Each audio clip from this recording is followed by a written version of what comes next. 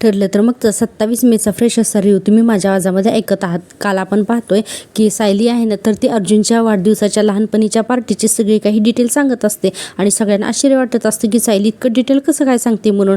तर प्रतिमा त्या म्हणतात कल्पना इकडे घ म्हणून आणि म्हणतात अगं सायलीला हे एवढं सगळं काय कसं काय माहिती. आता कल्पनाताईंना पण आश्चर्य वाटतं. ते म्हणतात की मला असं वाटतं ना की हे सगळं अर्जुनने सांगितलं असेल म्हणून. आता खरं तर अर्जुनसुद्धा कन्फ्यूज असतो. कल्पनाताई म्हणतात अगं आता बघ ना, अगं या नाटकाच्या निमित्ताने सायली अर्जुनला अरे तुरे करते, पाहिलंच ना तू. आणि इकडे अर्जुन कन्फ्यूज होऊन पाहत असतो. तर प्रतिमा त्यांनी कल्पनाताई बोलत असतात. तर अर्जुन म्हणतो मनातल्या मनातच अच्छा म्हणजे सायलीला सगळं मम्मानी आणि आत्यानी सांगितलंय तर, असा अर्जुन मनातल्या मनात म्हणत असतो. आणि इकडे पूर्णा जे म्हणतात की तन्वी हे लॉकेट आता कायमस्वरूपी जपून ठेवायचं. हां आता सायली कुठे थोडीशी भानावरती येते आणि म्हणते की अरे यांचा तो वाढदिवस कसा साजरा झाला हे मला कधीच कोणी सांगितलं नाही.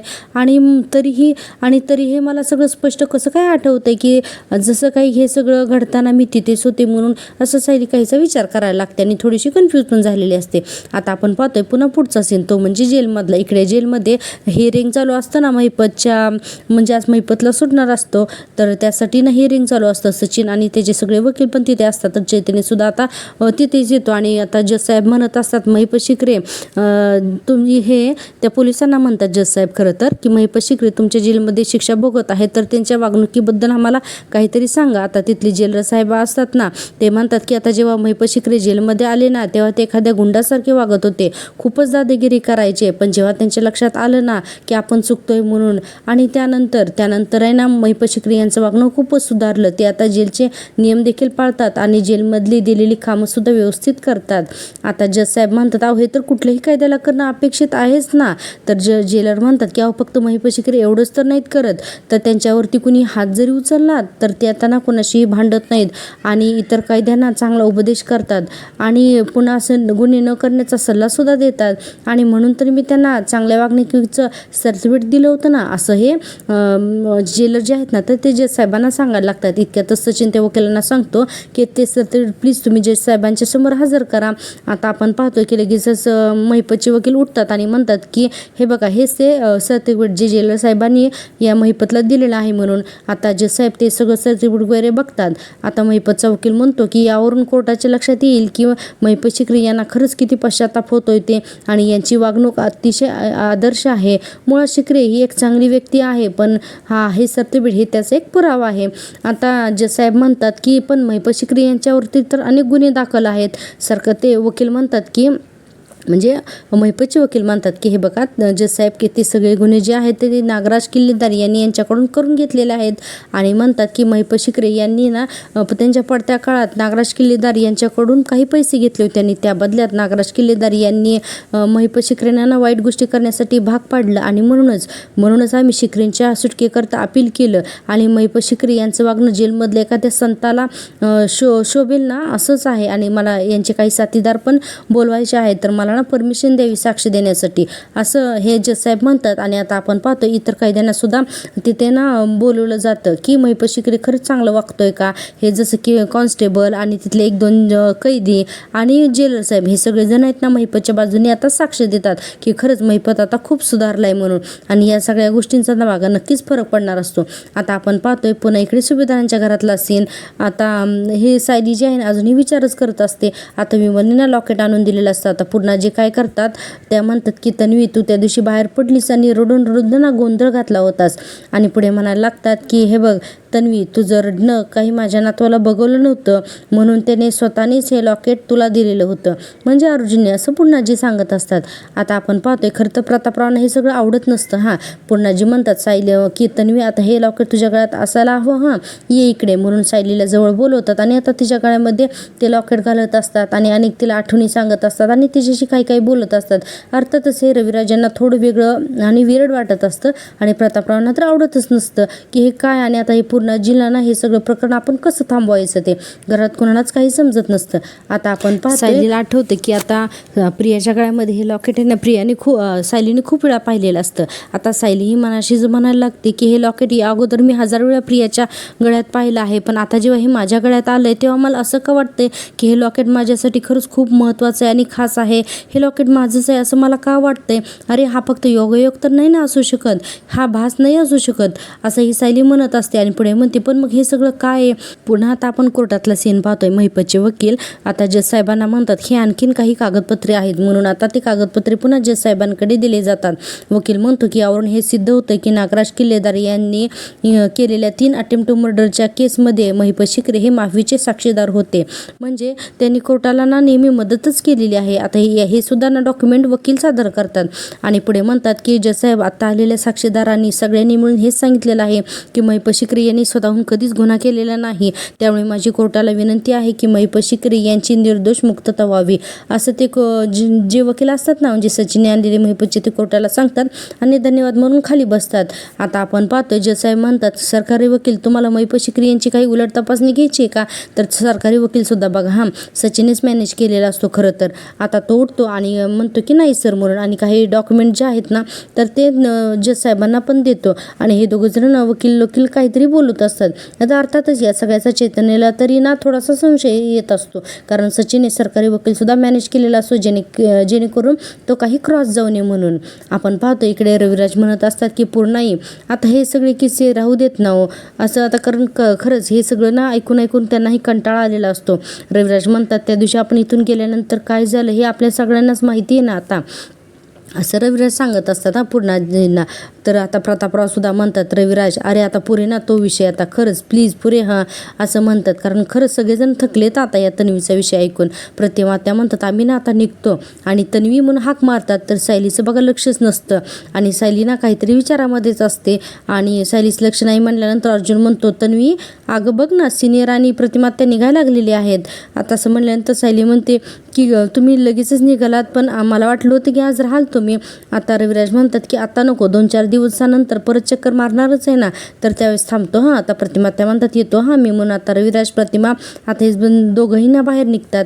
तर आता लगेच पूर्णाजी म्हणतात विमन मला जरा आतमध्ये सोड गं माझ्या रूममध्ये म्हणून. आता पूर्णाजी त्यांच्या रूममध्ये जातात. इतक्यातच ना अर्जुनला एक फोन येतो आणि अर्जुन लगेच फोनवर बोलण्यासाठी म्हणून बाहेर निघून जातो. अस्मिता म्हणते सायली तुला काही हवं आहे का गं, म्हणजे काही गरज आहे का कशाची असेल तर मला सांग मी माझ्या रूममध्येच आहे, प्लीज काही लागलं तर मला आवाज देशील ना. तर सायली म्हणते हो, आणि असं म्हणून अस्मिता आता तिच्या रूममध्ये निघून जाते. आपण पाहतो अस्मिता गेल्यानंतर सायली दिव्या इकडे बघते आणि म्हणते हे काय होतंय गाई माझ्याबरोबर गेल्या काही दिवसापासून मला ना हे काय दिसतंय. छोट्या थन्वीच्या प्रत्येक प्रसंगाशी माझा काहीतरी संबंध असल्यासारखं मला असं का वाटतंय. आणि म्हणते की मी सुभेदार घराची सून आहे, माझ्या बालपणीचा या घराशी काहीही संबंध नाही, तरीसुद्धा मला असं का वाटतंय. आणि म्हणते आणि या लॉकेटला तर आधी मी कधी स्पर्शही केला नाही, आणि तरीसुद्धा हे लॉकेट मला इतकं जवळचं का वाटतंय. असं सायलीच्या मनात अनेक प्रश्नांचं काहूर माजलेलं असतं. सायली म्हणते दिवाई तू मला कसले संकेत देतेस का गं. आणि आपण पाहतो इकडे जज साहेब म्हणत असतात आज कोर्टात सादर झालेल्या साक्षी पुराव्यानुसार हे कोर्टाला हे दिसतंय की हे याआधी महिपत शिकरे यांनी अनेक गुन्हे केलेले आहेत, पण ते गुन्हे त्यांनी नागराज किल्लेदार यांच्या दबावाखाली येऊन केलेले आहेत असं जज साहेब सांगतात. आणि पुढे म्हणतात की त्यानंतर त्यांना अगदी मनापासून पश्चाताप झालेला आहे. त्यांची वागणूक अनेक कैद्यांना आदर्श ठरलेली आहे. महिपत शिकरे यांनी इतर गुन्हेगारांच्या विचारांना एक चांगली दिशा दिली आहे आणि कोर्ट असं म्हणतं की अशा व्यक्तीला सुधारण्याची एक संधी द्यायलाच हवी म्हणून, असं जज साहेब बोलत असतात. महिपतला खूप आनंद होत असतो. जज साहेब म्हणतात म्हणूनच महिपत शिकरे यांच्यावरचे सगळे आरोप अदखलपात्र मी ठरवत आहे, असं जेव्हा जज साहेब म्हणतात सचिनचा आनंद मावतच नसतो. जज साहेब म्हणतात आणि चांगल्या वागणुकीसाठी म्हणून महिपत शिकरे यांना ना इथून मुक्त करण्यात येत आहे, म्हणजे जे शिक्षेतून मुक्त करण्यात येत आहे असं जज साहेब म्हणतात. आणि आता तिथून निघून जातात. बापरे जज साहेबांनी सांगितल्यानंतर इतका आनंद झालेला असतो. खरं तर महिपत पुन्हा ना देवाचे आभारच मानायला लागलेला असतो. सतत देवाचे आभार मानतो आणि आता बाहेर येतो आणि ना अगदी हात जोडून सगळ्यांना ना हे करत असतो. आणि आता शेवटी ते वकिलांसमोर सुद्धा हात जोडून धन्यवाद म्हणतो. त्यानंतर महिपत आणि सचिन दोघं जणांना एकदम गळाभेटच घेतात. सचिन म्हणतो अण्णा कॉंग्रॅच्युलेशन्स म्हणून. महिपत म्हणतो सचिन तुझे किती आभार मानू ना मला कळतच नाही. अरे तुझ्यामुळं तर मी जेलातनं सुटलो ना, आणि तुझे खूप खूप आभार हा. मला ना हे सगळं ना स्वप्नात असल्यासारखं वाटतंय. सचिन म्हणतो नाही अण्णा, हे स्वप्न नाही आहे, हे तर खरंच घडतंय. आता तुमच्यावरती कोणताच आरोप नाही आहे. आणि असं म्हणून सचिन म्हणतो अहो अण्णा, हे सगळं म्हणजे तुमच्या वागणुकीची जादू ही अण्णा. महिपत म्हणतो नाही नाही रे दीक्षित, नाही, खरी जादू तर तुझी आहे रे दीक्षित. अरे दिवस रात्र एक केलंच तुम्हाला सोडवण्यासाठी. आता सचिन म्हणतो त्याच कष्टांचं तर फळ मिळालं ना आता. महिपत शिकरे, तुम्ही आता आधीसारखं वर मान करून फिरू शकता. असं जेव्हा सचिन म्हणतो तर बघा हा, महिपत खरंच प्रेक्षकांना बदलला आहे हा. तो म्हणतो आता नाही दीक्षित, आता मान वर करून हा महिपत शिकरे कधीच चालणार नाही. आता महिपत शिकरेची मान नेहमी खालीच असेल, असा महिपत म्हणतो. पण सचिनचं तोंडच पडतं. आता महिपत म्हणतो माझ्यामध्ये आता कुठलाच माज उरलेला नाही. मला आता कळून चुकले की जगण्यातला खरा अर्थ जो आहे तर तो परमेश्वराच्या चरणीच आहे. असं म्हणून आहे ना तो म्हणत असतो की परमेश्वरा, आणि तू या लेकराच्या सुद्धा पाठीशी उभं राहा, असा हा महिपत म्हणायला लागतो. सचिन म्हणतो अण्णा, ही आनंदाची बातमी आता सगळ्यात महत्त्वाच्या व्यक्तीला द्यायला हवी. आता महिपत म्हणतो अरे दे की, लगेच दे, माझी लेक या दिवसाची वाट बघते रे. आता सचिन काय करतो, लगेचच आहे ना साक्षीला फोन लावतो आणि म्हणतो हॅलो साक्षी, अगं ग्रेट न्यूज आहे. साक्षी, अगं अण्णा जेलमधून बाहेर आलेत. साक्षीला खूप आनंद होतो पण ती काही दाखवली नाही. आता सचिन म्हणतो अगं हो हो हो, कंट्रोल युअर एक्साइटमेंट साक्षी, आणि म्हणतो की येस कॉंग्रॅच्युलेशन्स, आणि म्हणतो मी तुझ्याशी नंतर बोलतो हां, आणि असं म्हणतो आणि काळजी घे म्हणून सी सून म्हणून पटकन फोन ठेवतो. आणि म्हणतो की अण्णा अण्णा म्हणून आहे ना त्याला खूप आनंद झालेला असतो. आता महिपतचे दोन्ही हात हातात घेऊन म्हणतो अण्णा खरंच तुमचं खूप अभिनंदन. आणि आता आपण पाहतोय पुन्हा पुढचं सीन. इकडे सायलीला पुन्हा लहानपणीचा अर्जुनने तिला लॉकेट घातलेल्याचा सीन आठवतो आणि म्हणते मला यांचा वाढदिवस इतका कसा काय स्पष्ट आठवतोय, माझं मन माझ्याशी नक्की काय खेळ खेळतोय, असा सायलीनं विचार करतच बसलेली असते रूममध्ये एकटी. इतक्यातच अर्जुन तिथे येतो आणि म्हणतो बायको तुझा फोन दे ना. आता सायली त्याला फोन देते. हा, अर्जुन म्हणतो तुझ्या मोबाईलमध्ये ना मी एक ॲप डाउनलोड करून ठेवतो, म्हणजे तुला दिवसभरात कधी कधी पाणी प्यायचं, कसं प्यायचं हे ना सगळं तुझ्या लक्षात राहील. आणि त्यासोबतच जर का तू जास्तच फोनवर राहशील ना तर तो रिमाइंडरसुद्धा येईल, खूप झाला आता फोन बंद करा आणि आराम करा. तुला कधीही चालायला जायचं आहे, कधी तुला आराम करायचा आहे, कधी नाश्ता करायचा आहे, काय काय खायचं आहे, या सगळ्याची रिमाइंडर आहेत ना मी तुझ्या मोबाईलवरती लावून ठेवतोय, सेट करतोय. म्हणजे काय नाही की तुला डॉक्टरनी आणि अश्विननी जे काही सांगितलं ना ते तू सगळं तुला करता येईल. आणि हे बघ हे सगळं ऑन टाईम करायचं आहे हां, असं म्हणतो. तर अर्जुन बघत असतो पण सायलीचं काही लक्षच नसतं. सायली तिच्या विचारामध्येच असते. अर्जुन म्हणतो बायको अगं काय कशामध्ये लक्ष आहे तुझं, अगं म्हणजे मी आतापर्यंत जे काही बोललो ते तू काही ऐकलेलं नाही आहेस का. आता असं म्हणल्यानंतर अर्जुन म्हणतो काय गं बायको तू ना नेहमी असंच करतेस बघ. आणि म्हणतो एक मिनिट म्हणजे प्रेग्नेन्सीमध्ये असं होतं का की माणूस पुढचा हरवल्यासारखा वगैरे असतो, असं होतं का गं.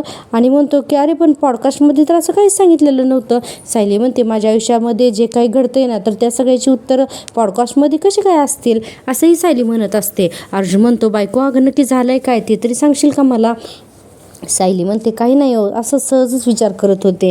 अर्जुन म्हणतो ओके, तुझ्या सगळ्या फोनमध्ये ना मी रिमाइंडर सेट करून ठेवलेला आहे हां, हे बघ रिमाइंडर्स येतील तसं करायचं आहे हां अगदी तुला, असं अर्जुन सांगत असतो. आणि म्हणतो बरं मी खाली आहे, मी काम करतोय हां, असं म्हणून अर्जुन तिथून निघायला लागतो. इतक्यातच आहे ना त्याला चैतन्याचा फोन येतो आणि म्हणतो हा बोल चैतन्य, आपलं काम झालं का रे. चैतन्य म्हणतो हो आपलं काम झालं, पण अर्जुन इथे अशी एक गोष्ट घडली ना की जी अजिबात घडायला नको होती. अर्जुन म्हणतो असं काय घडलंय आज. सायली म्हणते काय हो काय झालं. तर अर्जुन काय करतो फोन ऑन करतो. सचिन म्हणतो चैतन्य म्हणतो अरे अर्जुन आज ना कोर्टामध्ये सचिन आला होता. अर्जुन म्हणतो अरे मग तिचं काहीतरी काम असेल ना कोर्टामध्ये. चैतन्य म्हणतो नाही अर्जुन, सचिन इतकी मोठी खेळी खेळून गेलाय ना की ज्याची आपल्याला अपेक्षा सुद्धा नव्हती. आता असं चैतन्य बोलल्यानंतर अर्जुन आणि सायलीला काहीच कळत नाही. चैतन्य पुढे सांगतो की सचिनने महिपत शिकरेला ना जेलमधून सोडवलंय. अर्जुन जोरात ओरडतो ना वाट म्हणून.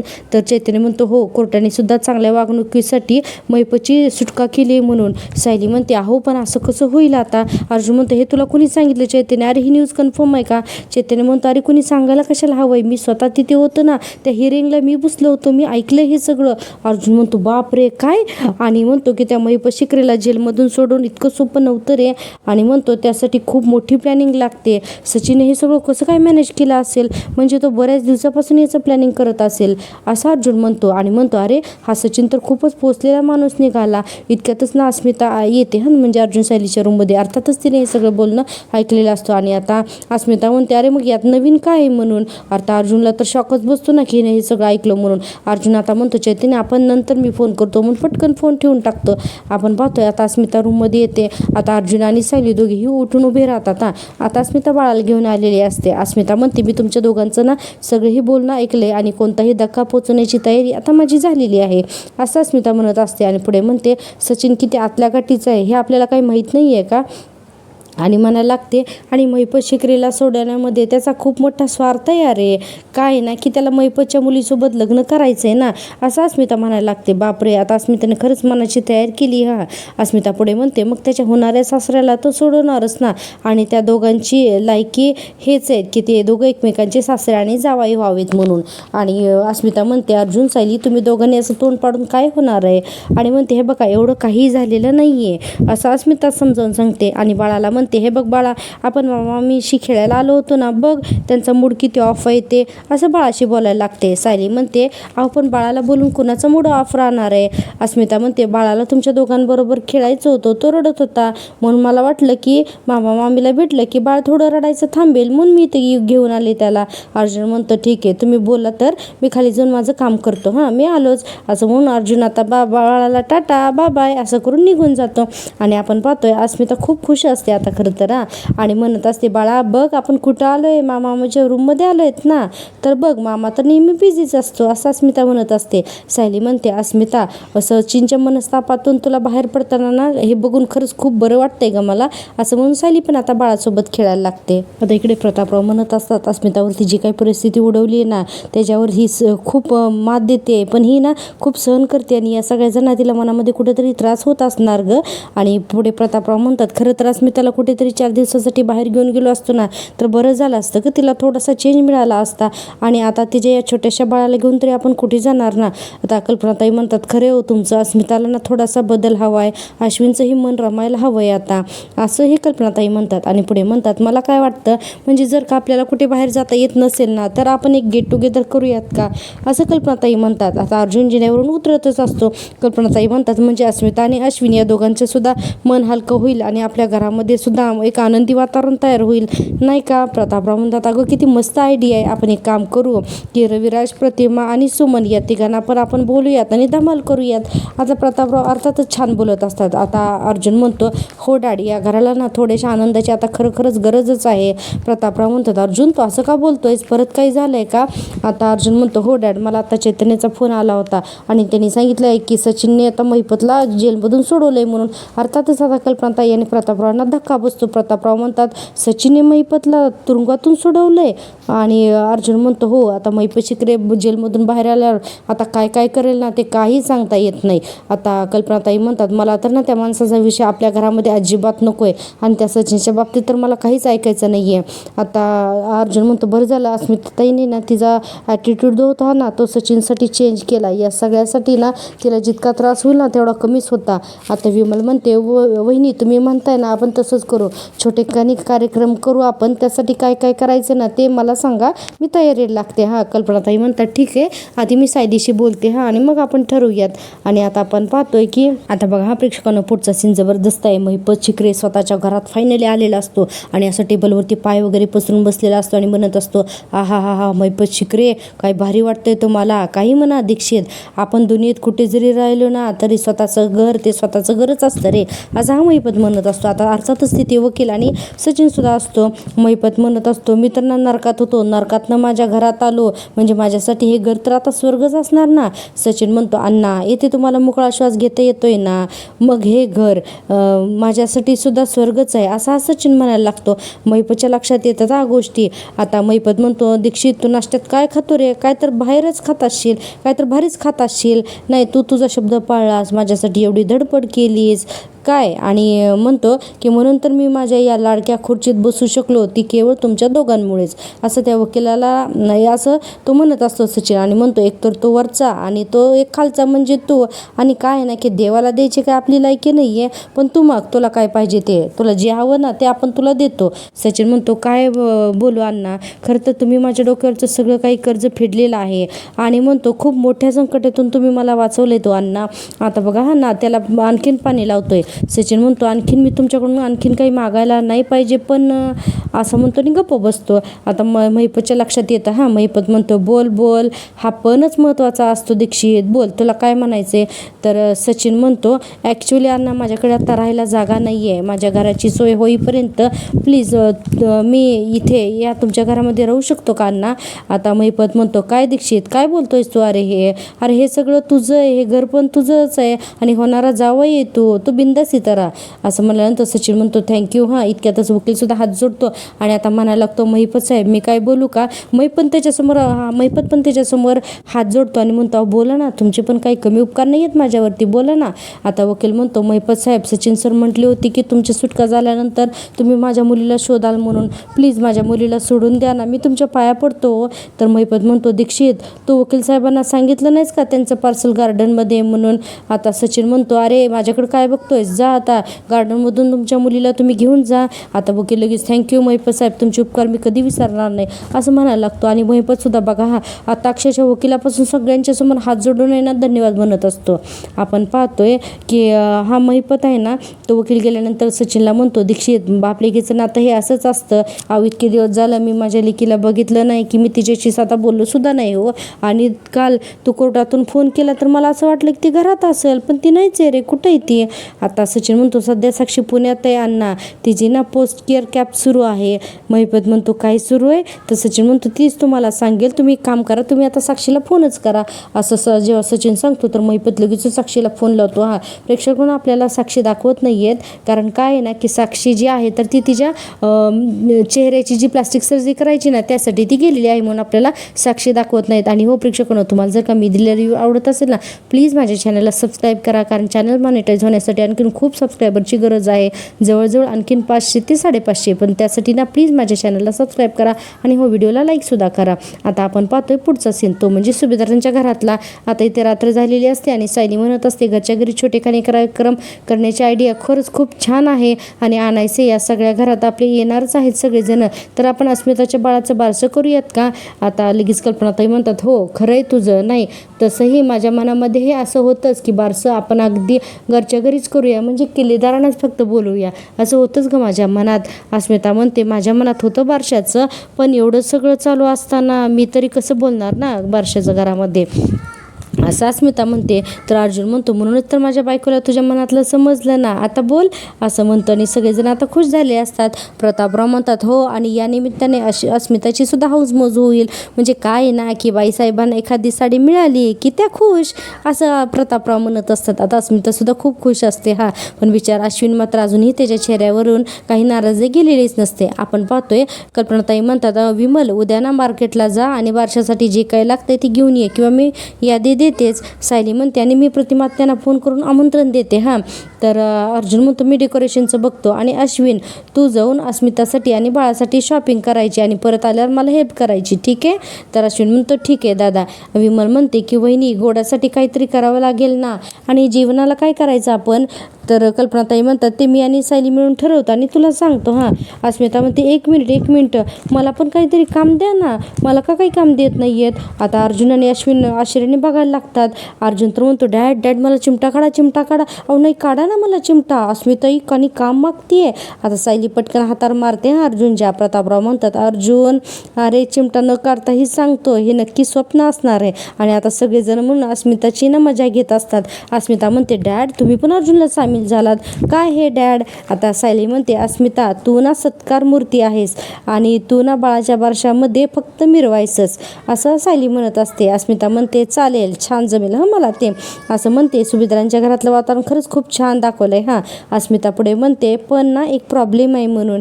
आता सगळेजण म्हणतात काय प्रॉब्लेम आहे.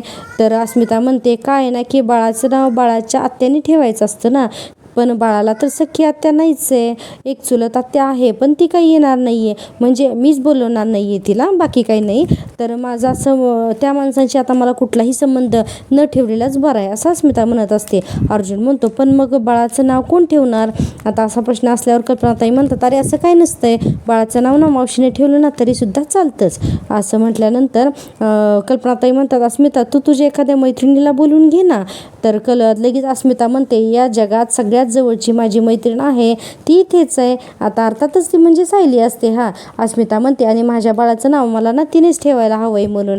आता आणि म्हणते की सायली तू माझ्या बाळाचं नाव ठेवशील ना गं? सायलीला तर खूपच आनंद होतो. सायली म्हणते मी ठेवायचं आहे ताई, आणि म्हणते खरंच हा खूप मोठा मान आहे हो. अस्मिता म्हणते मला जेव्हा जेव्हा अस्वस्थ वाटलं, सगळं काही संपतंय असं वाटलं, तेव्हा तूच तर मला समजवलंस ना गं सायली, असं अस्मिता म्हणत असते. पुढे म्हणते आणि माझ्या बाळासाठी मी उभं राहायला पाहिजे हेही मला तूच सांगितलंस ना गं, असंही अस्मिता सायलीला बोलत असते. आणि सायलीला सुद्धा या गोष्टीचा आनंद होत असतो. अस्मिता म्हणते बाळ जन्माला आल्यापासून त्याला झोपवणं, त्याला आंघोळ घालणं, त्याची काळजी घेणं हे सगळं काही ना तू अगदी मनापासून केलंयस गं. आणि पुढे म्हणते बाळाची सख्खी आत्या असते ना तरीही मी हेच म्हणाले असते की माझ्या बाळाचं नाव आहे ना तर ते सायलीनेच ठेवायला हवं म्हणून. आणि आपण पाहतोय की यानंतर डायरेक्ट प्रियाचा सीन. अर्थातच ही प्रिया जी आहे ना तर ती जेलमध्ये ना पत्र लिहित असते, कारण तशी परमिशन मिळालेली असते ना तिला, तर म्हणून. आता ही प्रिया लिहित असते की कल्पना आई मला ना तुझी खूप आठवण येते, कधी एकदा मी तुम्हाला सगळ्यांना भेटते ना असं झालंय मला, काही निर्लज्ज मुलगी असते नाही बापरे असं पत्र लिहिते. आणि पुढे म्हणते कारण माझ्याकडे तुम्हाला द्यायला एक गुड न्यूज आहे असं लिहित असते त्या पत्रामध्ये. आणि हे आपल्याला सगळा मजकुरानं असंच दाखवलेलं आहे. प्रिया म्हणते आई मला ना माझ्याकडे न तुमच्याकडे द्यायला एक गोड बातमी आहे, तू आता आजी होणार आहेस, माझं आणि अश्विनचं बाळ आता माझ्या पोटामध्ये आहे. आणि पुढे म्हणत असते की मी गरोदर आहे आई, असं हे पत्राने कल्पनाला लिहिलेलं आहे. आणि पुढे म्हणते की मी गरोदर आहे ही बातमी मी कन्फर्म झाल्यानंतर मी लगेचच ना अश्विनला सांगितली होती. आणि पुढे विचार करते की आपण अर्जुनचंही नाव लिहावं म्हणून. तर म्हणते ही बातमी मी कन्फर्म झाल्या अश्विनला तर कळवली होतीच, त्याचबरोबर हे अर्जुन आणि चैतन्य या दोघांना सुद्धा हे माहिती आहे असं ही प्रिया ना त्या मजकुरात लिहित असते. आणि पुढे म्हणते की पण अश्विनने माझ्यावरती नको ती शंका घेतलेली आहे आणि म्हणते की हे बाळ अश्विनचं आहे हे तो स्वीकारायला तयारच नाही आहे गं. आणि पुढे लिहिते की हे बाळ अश्विनचंच आहे हे सिद्ध करण्यासाठी आई मी DNA टेस्टसुद्धा करायला तयार आहे गं. बापरे ही प्रिया ना खूपच पोचलेली असते. पुढे लिहिते की आई माझी ना खात्री आहे की तू ह्या नातवंडावरती खूप प्रेम करशील म्हणून, आज ही प्रिया म्हणते. आणि पुढे म्हणते की जे काही घडलं ना त्याच्यामध्ये या बाळाचा काय दोष आहे गाई, असं ह्या कल्पनाला लिहिलेल्या पत्रात लिहिलेलं असतं. आणि फायनली पुढे लिहिते की सुभेदारांच्या ह्या वारसाला तू आपलं म्हणशील ना गाई, असं काहीतरी तिने लिहिलेलं असतं.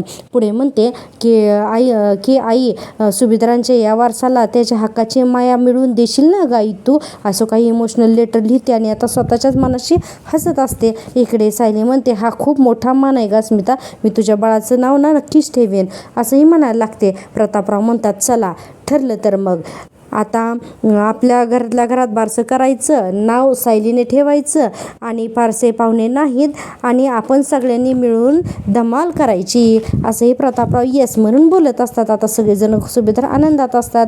आता अर्जुन म्हणतो अश्विन तू फोटोज काढा, बाळ मोठं झालं ना की आपण दाखवूयात त्याला. अश्विन म्हणतो हो दादा काढतो मी. अश्विन अगदी मोजके शब्द बोलत असतो. आता कल्पनाताई म्हणतात सायली आपण उद्या खीर करूयात का गं? सायली म्हणते हो इतक्यातच आहे ना सायलीच्या मोबाईलवरती आहे ना आता सतत बेल वाजायला लागते. तर कल्पनाताई म्हणतात तुझा अलाराम ह्या वेळेला का वाजलाय? तर अर्जुन म्हणतो नाही अलाराम सायलीने नाही तर मी लावलेला आहे म्हणून. आता सगळेजण बघायला लागतात. अर्जुन म्हणतो झोपायची वेळ झाली सायली, त्याचा अलाराम लावलेला आहे मी. आता असं म्हटल्यानंतर सायली म्हणते अहो हे काय झोपण्यासाठी कुणी अलाराम लावतं का? तर अर्जुन म्हणतो हो बायको तुझ्या प्रत्येक गोष्टीसाठी मी आता अलाराम लावलेला आहे म्हणून. आता अस्मिताला जे आश्चर्य वाटायला लागतं. अर्जुन म्हणतो एक काम करतो आता वरती जा आणि झोप, तोपर्यंत मी तुझ्यासाठी थंड दूध घेऊन येतो. आता बघा प्रतापराव आता लगेच अस्मिता म्हणते अर्जुन अशी बायकोचं अशी काळजी घेण्याचा वेगळा अलाराम असतो का रे? तर प्रतापराव म्हणतात असतो पण तो नवऱ्याच्या मनामध्ये असतो असं प्रतापराव म्हणायला लागतात. आणि सगळेजण अर्जुन सायलीची मजा घेत असतात. आता प्रतापराव म्हणतात की आणि जो का तो अलाराम वाजला नाही ना तर संसार झोपतो असं म्हणून हसायला लागतात. कल्पनाताई म्हणतात बरं आता मस्करी पुरे सायली जा, तू ना खरंच जाऊन झोप जा हां, आणि हो उद्याच्या मेनूचं सुद्धा ना मी ठरवते सगळं काही हां, जाऊन झोप जातो असं म्हणते. प्रतापराव म्हणतात चला चला आता सगळ्यांनी जाऊन झोपूया, कितीही ठिकाणी कार्यक्रम असला ना तरी उद्या सकाळी उठलं ना आपण की आपल्यासमोर मोठा कामाचा डोंगर हा असणारच म्हणून, आणि चला म्हणून आता सगळ्यांना झोपायला पाठवून देतात. इकडे आपण पाहतो प्रियाचं पत्र तर लिहून होतं. प्रिया आता ते पत्र हातात घेते आणि उभा राहते आणि म्हणते आता पत्र तर लिहून झालं, एकदा का हे पत्र पोचलं ना की कल्पना आता डसाडसा रडायला लागेल आणि मग माझ्याकडे पळत येईल आणि म्हणते की मग अर्जुन आणि अश्विनला आता काही ठरवू देत, आता या बाळासाठी का होईना पण आता सगळ्यांना म्हणजेच निदान कल्पी तरी मला इथून सोडवेलच असंही प्रिया म्हणत असते हां. आणि असा काही तिचा आवेश असतो ना की बस आता प्रिया लगेचच पत्राची घडी करते. आणि आता आपण पाहतोय की आता लगेचच ठरलं तर मग आजचा भाग इथेच संपतो आणि उद्याच्या भागामध्ये प्रेक्षकांनो प्रिया आहे ना तर ती त्या कॉन्स्टेबलला सांगणार आहे माझं पत्र लिहून झालं, आजच्या आजच हे पत्र सुभेदारांच्या घरात पोहोचेल असं बघा ना. आणि आपण पाहतोय की इकडे घरामध्ये कल्पनाताईंचा फोन वाजत असतो. पूर्णाजी म्हणतात कल्पना अगं तुझा फोन केव्हाचा वाजतोय म्हणून पूर्णाजी ना फोन उचलतात. तर प्रिया इकडून म्हणते की हॅलो मी प्रिया बोलते, तुझी तर मी अगं पूर्णाजी मी गरोदर आहे असं म्हणते. पूर्णाजीच्या हातून आता फोन खाली पडतो आणि अक्षरशः पूर्णाजी सोप्यावरच बेशुद्ध होऊन पडतात ना. प्रतापराव येतात आणि पूर्णाही काय झालं म्हणून सगळे सुभेदारांना बघायला लागतात. बापरे आता पुढे ना पूर्णा मॅडमला काय होईल यासाठी ना पाहत राहा ठरलं तर मग, आणि तेही माझ्या आवडती चॅनल या माझ्या पहिल्या यूट्यूब चॅनलवर. आणि हो प्रेक्षकांनो प्लीज चॅनलला सबस्क्राईब करा आणि लाईक करा.